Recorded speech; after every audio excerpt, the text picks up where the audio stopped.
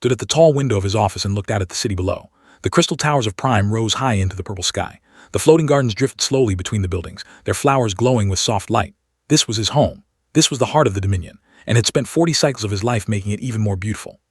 He was proud of what his people had built. They were an old race. They had traveled the stars for thousands of years. They had conquered dozens of worlds and brought them under the rule of the Dominion. Their technology was advanced. Their military was strong. No species in the known galaxy could stand against them. At least that was what believed. Personal communicator buzzed. He looked at the screen and saw a message from his bondmate. She had sent a picture of their 3 children playing in the garden of their home in the Cattle Spire. The youngest one, barely 10 cycles old, was laughing at something his older sister had said. Smiled. His family was everything to him. Every decision he made as it was for them, for their future, for the future of all. The door to his office opened and Admiral walked in. The Admiral was a large male with dark scales and cold eyes. He had commanded the Dominion fleet for 20 cycles and had never lost a battle. Or said, his voice deep and confident, "The War Council has made its decision. We will move forward with the annexation of the human colony on 7. Turn from the window, and you are certain it is wise. The humans are new to the galaxy, but they have shown some potential." Made a sound of disgust. Potential, they are primitives. They have only been traveling between stars for a few hundred years. Their ships are slow. Their weapons are weak. The colony on 7 sits on a planet rich in rare minerals. We need those resources. Taking them will be simple. "What do we know about the humans themselves?" asked. "Very little," the Admiral admitted. "They keep to themselves mostly. They have a few dozen colonies spread across a small region of space. There is called Earth. They seem to value things like art, music, and family. Soft concerns. They are not warriors." Odd slowly. The War Council had debated this matter for many days. The minerals on 7 would fuel the Dominion's expansion for generations. The humans were too weak to stop them. It seemed like the right choice. "How long will the campaign take?" asked. 3 days at most," or said with a cold smile.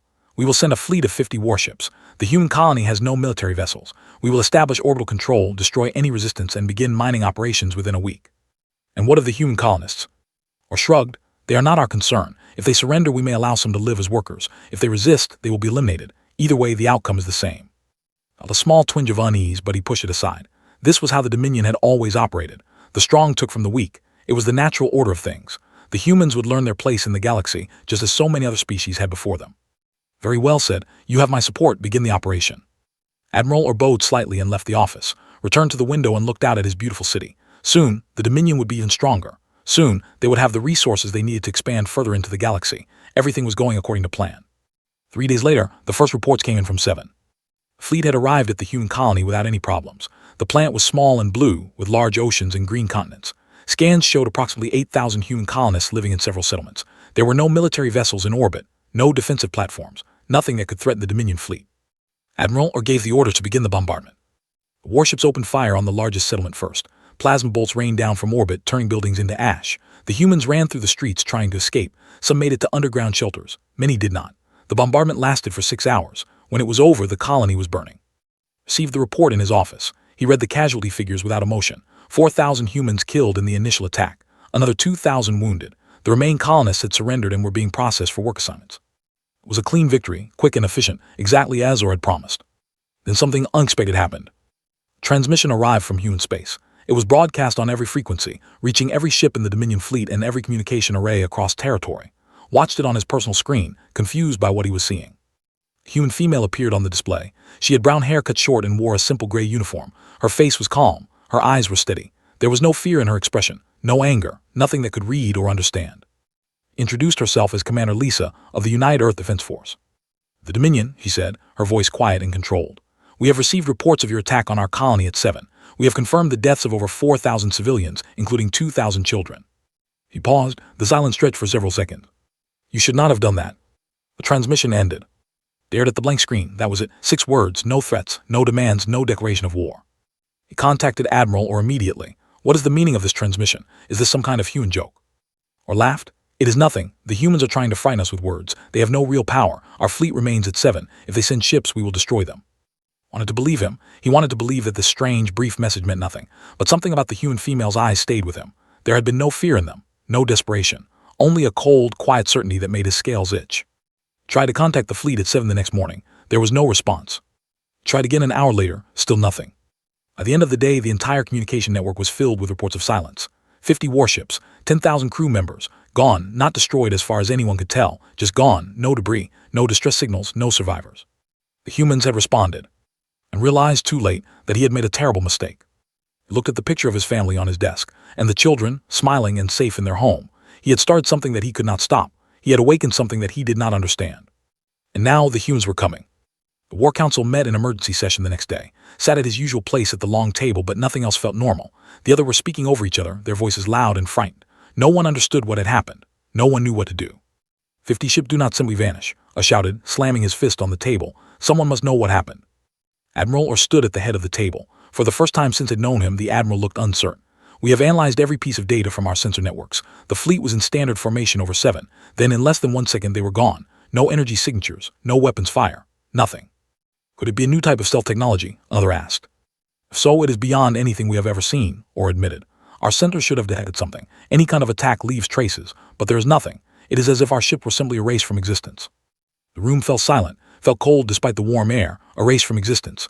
What kind of species had the power to do such a thing? We need more information about the humans, said quietly.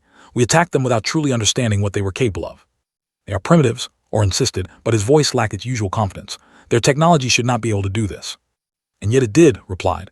We underestimated them. Now we must learn everything we can before they strike again. The Council agreed to gather all available intelligence on the human species. Scouts were sent to observe human space from a safe distance. Spies were activated in neutral territories where humans were known to trade. Every database in the Dominion was searched for any information about Earth and its people. What they found was disturbing. Humans had been traveling between stars for less than 300 years. In that time, they had established colonies on 47 worlds. Their population was small compared to the Dominion, only about 15 billion across all their territories. They had no empire, no conquered species serving them. They seemed to govern themselves through something called a democratic federation, where leaders were chosen by common vote. By all normal measures, they should have been weak. But the reports from neutral species told a different story. A trading race that dealt with both and humans shared their observations. They said that humans were strange. They formed emotional attachments to things and people. They kept animals as companions. They created art and music for no practical purpose. They wept when their loved ones died and celebrated when children were born. But they also warned that humans had another side. They spoke of something the humans called protective instinct. When humans felt that their families or homes were threatened, they became different creatures. They had once seen a single human fight off 3 armed robbers to protect his child. The human had been injured badly but had not stopped fighting until the robbers were dead. They are like cornered animals, the ambassador explained. Most of the time they are calm and friendly, but when you threaten what they love, they become dangerous beyond reason. Read these reports with growing dread.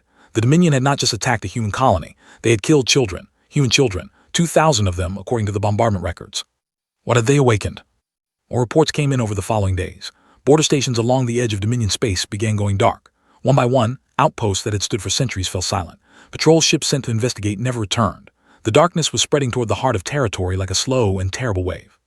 And the surveillance drones captured images of the human fleet. He studied the recordings in his office, his hands trembling slightly.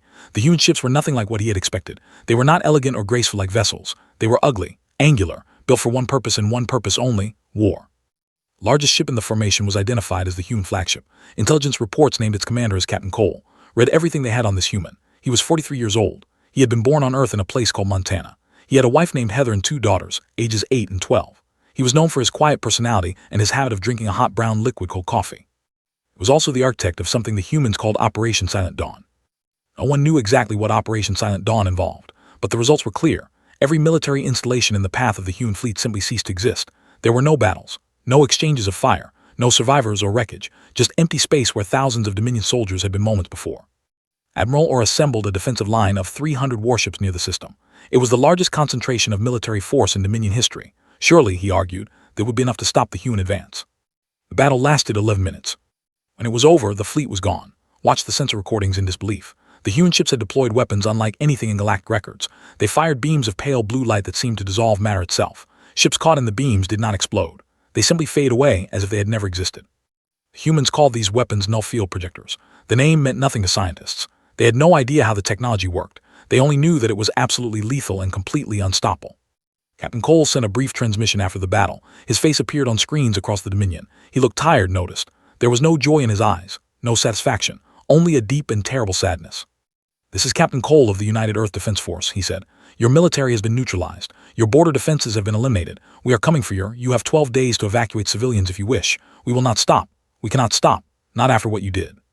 The transmission ended. Immediately contacted his family. Answered, her face worried. She had seen the news. She knew something terrible was happening.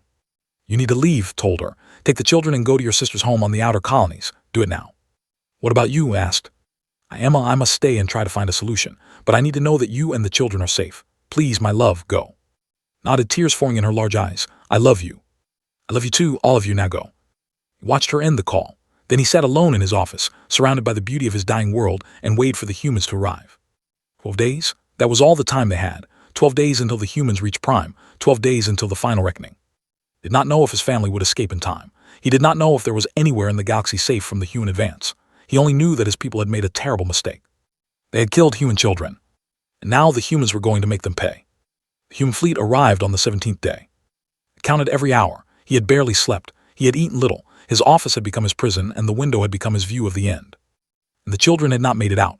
The evacuation routes had been overwhelmed.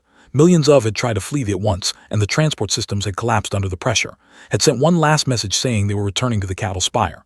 They would wait for there. They would face whatever came as a family. He wept when he received that message. He had tried to reach them 100 times since, but the communication networks were failing. Too many people trying to call their loved ones. Too much fear spreading across the planet like a disease.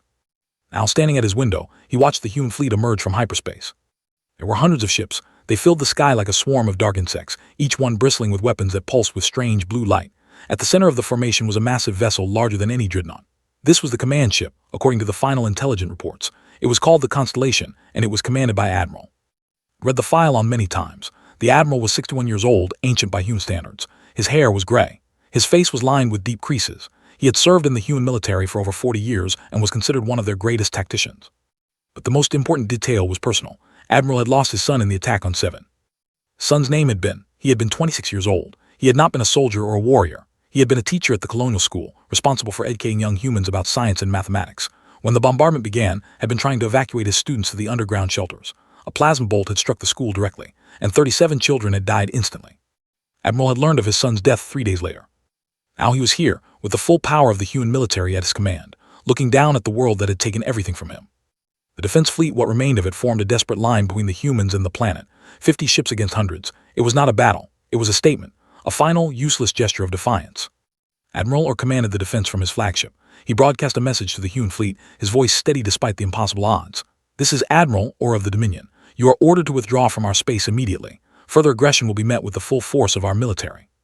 There was a long pause. Then Admiral's face appeared on every screen in the fleet. He was not angry. His expression was calm, almost peaceful, but his eyes were empty, dead, the eyes of a man who had already lost everything that mattered. Admiral said quietly, I have a question for you. When your ship bombarded the school on 7, did you know there were children inside? Or did not respond? Did you know, continued, that my son died trying to save them?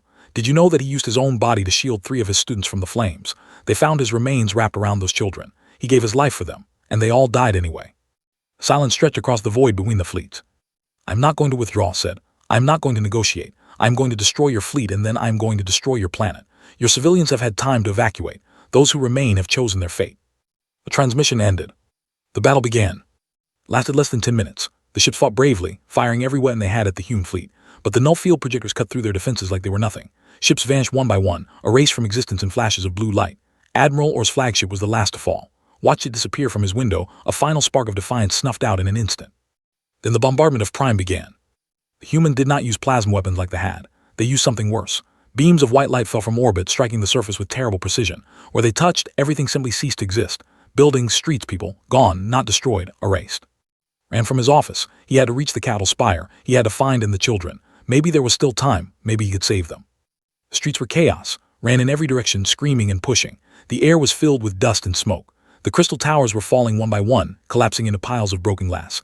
The floating gardens had crashed to the ground, their flowers burning. Through the crowd, his heart pounding in his chest. The cattle spire was only a few blocks away. He could see it through the smoke, still standing, still intact. Then a beam of white light struck it directly.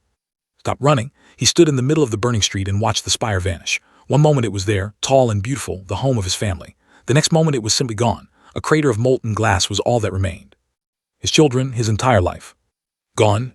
He fell to his knees. He did not scream. He did not cry. He simply knelt there on the broken ground as the world burned around him. His mind could not process what he was seeing. His heart could not accept what he had lost. Someone grabbed his arm and pulled him.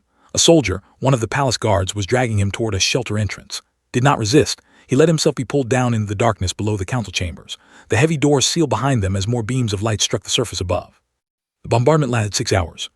When it finally ended, emerged from the shelter into a world transformed. The crystal towers were dust. The floating gardens were ashes. The beautiful city that he had loved his entire life was a wasteland of craters and rubble. He walked to where the cattle spire had stood.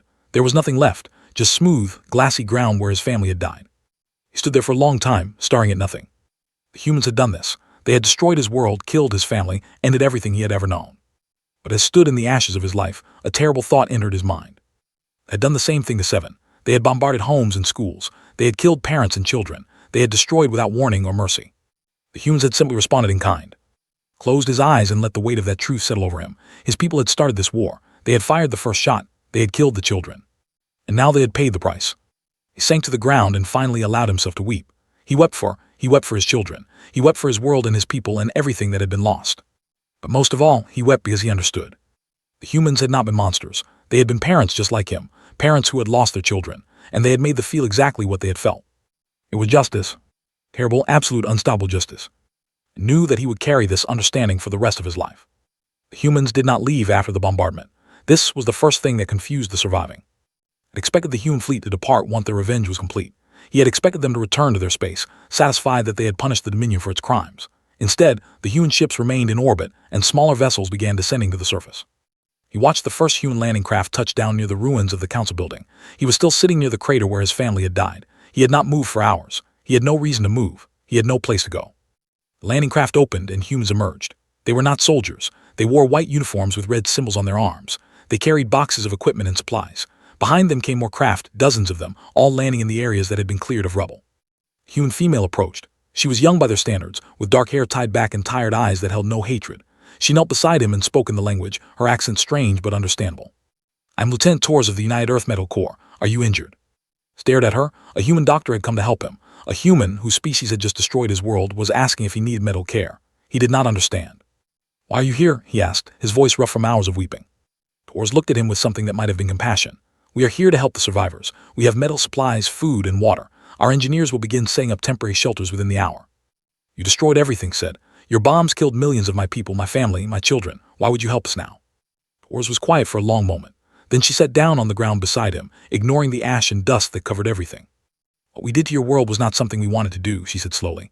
"It was something we had to do. Your military attacked our colony without warning. They killed over 4,000 of our people. 2,000 of them were children. Children in schools, in homes, in playgrounds. They were not soldiers. They were not threats. They were just children."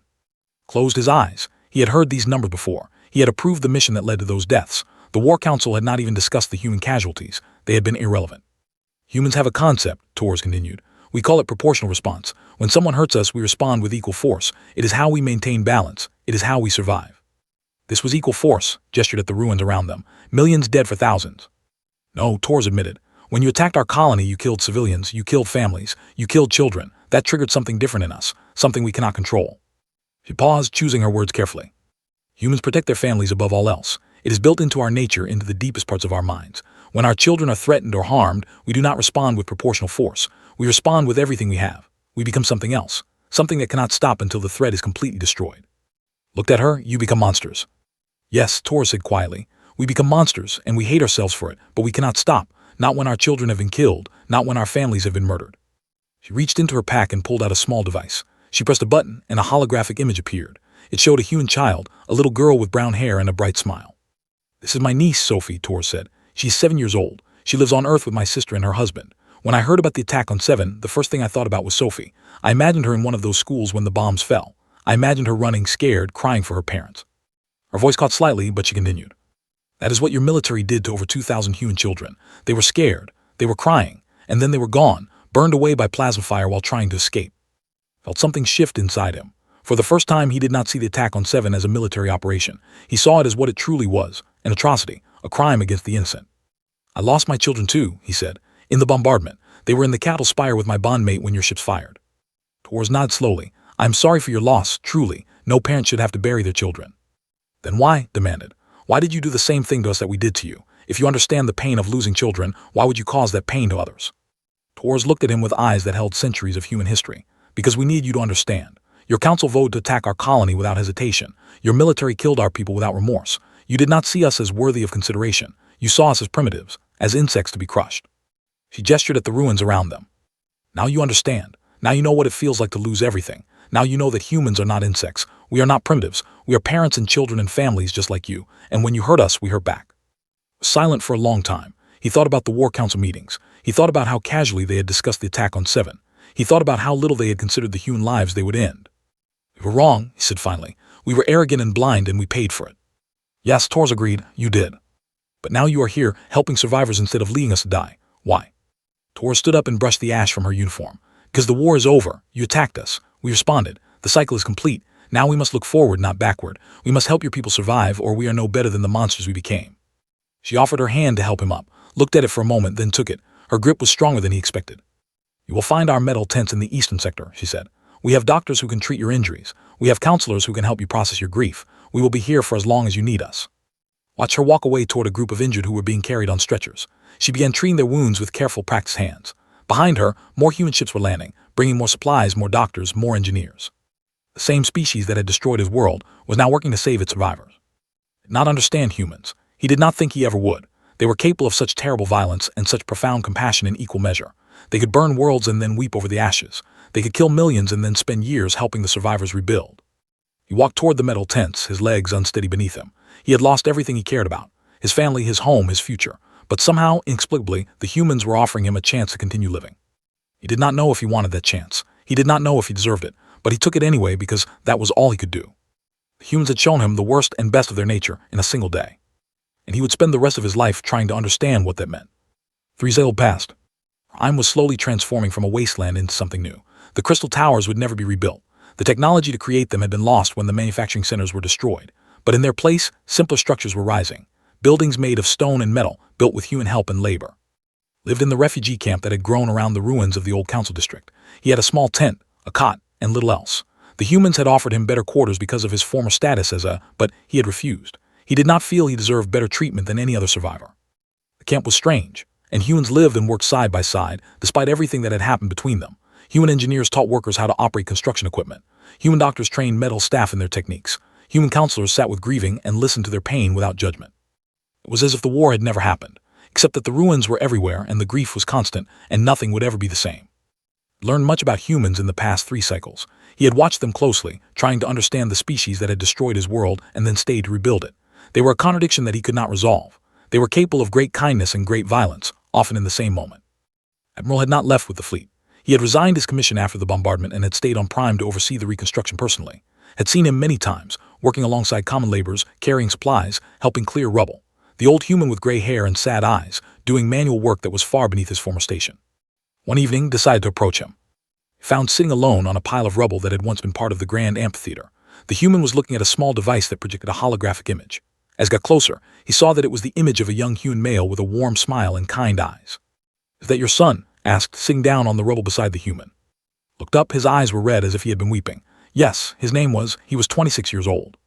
The teacher nodded. He always wanted to teach. Even as a child, he would gather the younger children in our neighborhood and try to explain things to them. Mathematics, science, history. He loved learning and he loved sharing what he learned. Studied the holographic image. The young human looked gentle, harmless, nothing like the soldiers who had destroyed Prime. He was not a warrior, said quietly. No, agreed. He hated violence. He believed that education was the answer to every problem. He thought that if people understood each other, they would not fight. The Admiral's voice broke slightly. He went as 7 because he wanted to help build something new, a colony where humans could start fresh, away from the problems of Earth. He was so excited about it. He called me the day before the attack to tell me about his students. He loved those children like they were his own. Silent for a moment, then he said, I had 3 children, 2 daughters and a son. My youngest was only 10 cycles old. He was curious about everything. He wanted to know how the stars worked, how ships flew, how the universe began. Looked at him, they were in the cattle spire. Yes, with my bondmate, I had told them to evacuate, but they could not get out in time. When the bombardment began, they were still there. The 2 fathers sat in silence, united by their grief. Former enemies, now bound together by the same terrible loss. I ordered the attack on yours, said. I gave the command. Every death here is my responsibility. Nodded slowly, and I voted to approve the mission that attacked your colony. Every death there is my responsibility. It was quiet for a long moment. Then he said, humans have a saying, an eye for an eye makes the whole world blind. What does it mean? It means that revenge solves nothing. When you take an eye for an eye, both sides end up hurt. The cycle continues forever until everyone has lost everything. Thought about this? Did you believe that when you gave the order to attack? No, admitted. When I learned that was dead, I did not care about blindness. I wanted your people to feel what I felt. I wanted you to understand the weight of loss. I wanted you to hurt as much as I was hurting. He looked at the ruins around them. And now I have to live with what I did. I destroyed a civilization to avenge my son. Millions of your people died because I was in pain. Your military would have attacked with or without you, said. The humans were coming regardless. I saw your commander on the transmission. She had already decided. Perhaps said, but I was the one who gave the specific orders. I was the one who decided how thorough the destruction would be. I could have been more selective. I could have targeted only military installations. Instead, I targeted everything. He closed his eyes. I became the monster I was trying to punish. Consider these words. Then he said, my people were the monsters first. We attacked without warning. We killed without mercy. We thought you were primitives unworthy of consideration. We were wrong. Opened his eyes and looked at directly. Does knowing that help? Does knowing who started it make any difference now? Thought about his children, about the millions of who had died in the bombardment. No, he said finally, it does not help they are still dead, all of them. Then why are you here talking to me? Looked out at the camp, humans and working together, building, healing, trying to create something new from the ashes of the old. Because I am trying to understand, he said. Your species destroyed my world, and then you stayed to help us rebuild. Your soldiers killed my family, and then your doctors saved my life. You are capable of such destruction and such kindness. I do not understand how both can exist in the same people. Smiled sadly. Neither do we. Humans have been trying to understand ourselves for thousands of years. We are contradictions. We love and hate with equal passion. We create and destroy with the same hands. We are capable of the best and the worst of anything in the galaxy. He put the holographic device away. My son understood us better than most. He believed that the good in humanity could overcome the bad. He believed that if we focused on teaching and learning and understanding, we could become something better. And do you believe that? Asked. He was quiet for a long time. Then he said, I used to. Before the attack on 7, I believed we were becoming better. I believed we were growing beyond our violent past. He looked at his hands, the hands that had ordered the destruction of a civilization. Now I do not know what I believe. I have done terrible things, things that cannot be undone, but I am here trying to help your people survive. Maybe that is all any of us can do. Keep trying to be better, even when we fail. Stood up slowly. The sun was setting, painting the sky in shades of orange and red. It was almost beautiful, despite everything. I think your son was right, he said. I think understanding is the answer. Maybe not the only answer, but part of it. Looked up at him. We both lost everything, continued. We both carry guilt that will never go away, but we are still here, still alive. Maybe that means something. Stood up beside him. Maybe it does. They looked out at the sunset together. Two fathers who had lost their children. Two enemies who had become something else. Something that did not have a name yet. The galaxy would remember what the humans had done to Prime. They would remember the bombardment, the null field projectors, the absolute destruction that had followed the attack on a single colony. But they would also remember what came after. The humans who stayed to rebuild. The doctors and engineers and workers who helped their former enemies survive. The strange, contradictory species that could burn worlds and then spend years healing the wounds they had created. Understood now, he would never forget what the humans had taken from him, but he also knew something that the galaxy needed to learn. Do not harm what humans love. Because humans love without limit. And they will burn the stars themselves to protect what matters to them. But if you let them, they will also help you rise from the ashes. That was the truth of humanity. Terrible and beautiful. Destructive and creative. Monsters and angels in the same flesh. And would spend the rest of his life sharing that truth with anyone who would listen. Because the galaxy needed to understand. Before they made the same mistake they had made. Before they struck without warning. And lost everything they held dear.